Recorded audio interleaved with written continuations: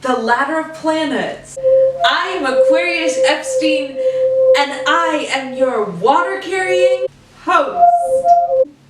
I'm back here in the kitchenette at the Cosmic Furnace, and we're gonna be making our way to Mars and making a little bit of lunch too.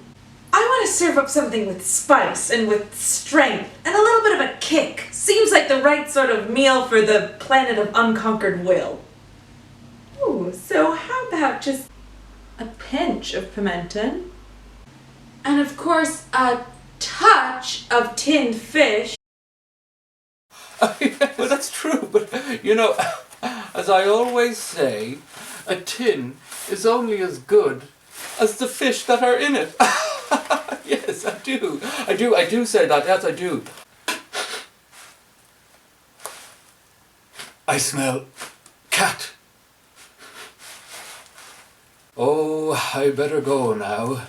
Hide away now until the cat is gone. Where the hell are my herring? It's probably Percival.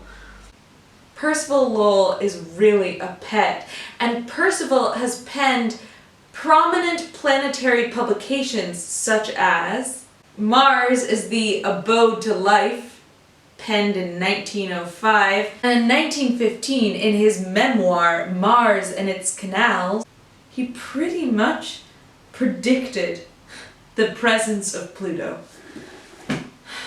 However, he keeps on eating all of our tinned fish. Percival? Percival! Where are you? Oh. There you are. Hello, Aquarius. Can you tell us of your memoirs of Mars? Only those who have had experience of our own Saharas can adequately picture what Mars is like and what so waterless a condition means. Oh, we'll have to carry water with us. As a water carrier, I just can't stand to imagine waterlessness. To observe Mars is to embark upon an enterprise, not in body, but in mind. Mars rises in my breast, serene and resolute and still. Calm and self-possessed, Mars puts on the look of a fire opal, a sand color to a brick red. Bye, Percival. Oh, here's Mars now. Oh, here we are with Mars now. Well, I am truly an outdoorsman, though you may not recognize me. I have often been portrayed as a fine young man with a rich mustache, carrying a spear. But that is not me. You should have been looking past that young man, into the backdrop. I am a wall. He stands so bravely and brickly in our backyard. My co-producer, Aquarius Bird, and I are going to ask Mars a couple of questions. It's gonna be a little interview. I thought you were the god of war. I am Mars, god of war, but I am also an upright structure of stone and brick.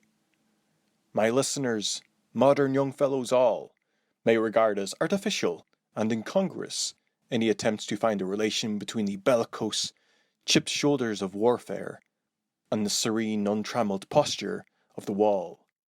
These two worlds were once congruent and agreeable, before they were torn apart in the dark days of the schism. Oh, the schism. When you think of Mars, you must think of this wall in particular, one that is moral, sacred, and divine, perfect in design, and imposing itself irresistibly. I hope you feel more confidence in your own bulwarks, barriers, and buttresses. What a courageous, competitive, and combustible planet! Mars governs sharp objects and anything combustible.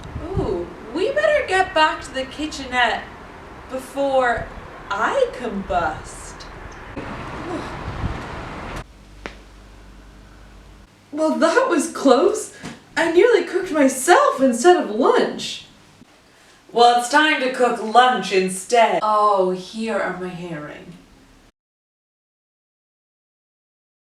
Hello. Before I go, I want to recite tin hopper knowledge. From you I have been absent in the spring, when proud pied April, dressed in all his trim, hath put a spirit of youth in everything, that heavy Saturn laughed and leaped with him.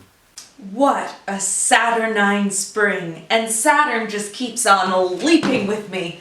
Probably because it's my Saturn return, which is sort of good and bad all at once. Looking in my cosmic mailbox, my astrologist in New Mexico says, in our natal charts, Saturn returns to us when painfully or unpainfully, slowly or unslowly, we become the adult we were already dreading or wanting to become. Ooh, thanks, Judy, but that sounds just awful. Which is probably why Porrick writes to us saying that he'll be steering clear of Saturn.